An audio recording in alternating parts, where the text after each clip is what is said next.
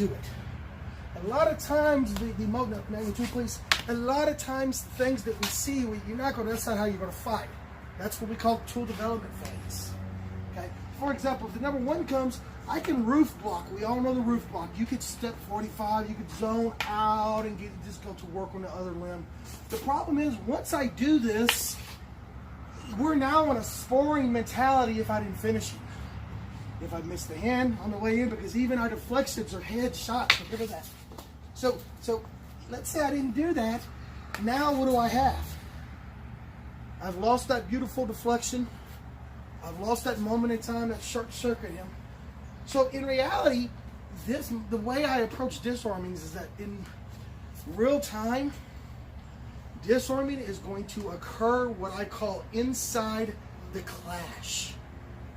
So he's going to be doing 45 freeze. He's going to be doing a number 1. Just go number 1. Number 1. Number 1.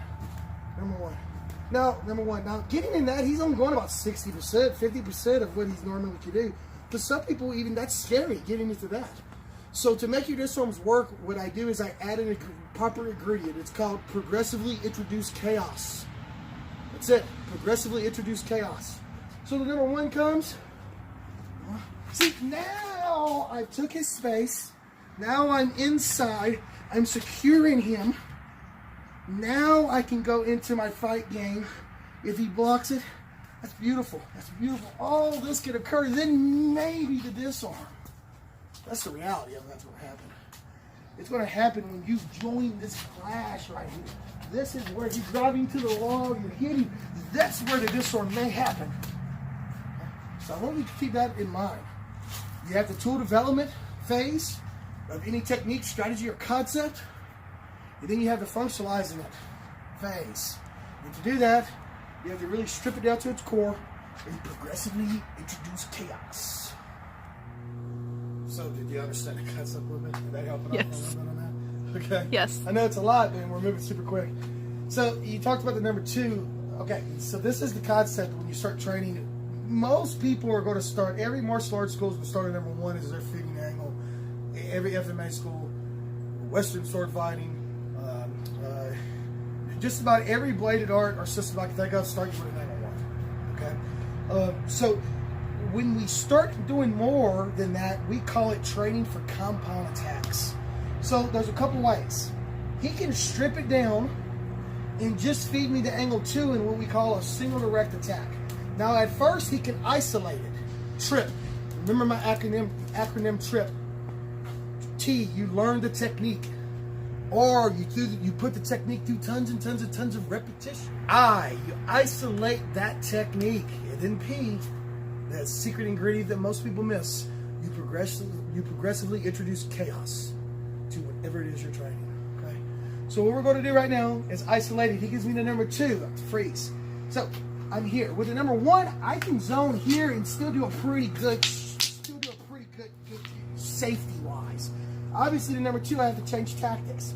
If I just block and try to check, all he's going to do is blow right through that defense, and it's going to keep coming and keep coming and keep coming and keep coming. He's going to run me against the wall and hit me with whatever he's using to damage me with. Okay. So what I want to do is I want to step to zone to 0 pressure.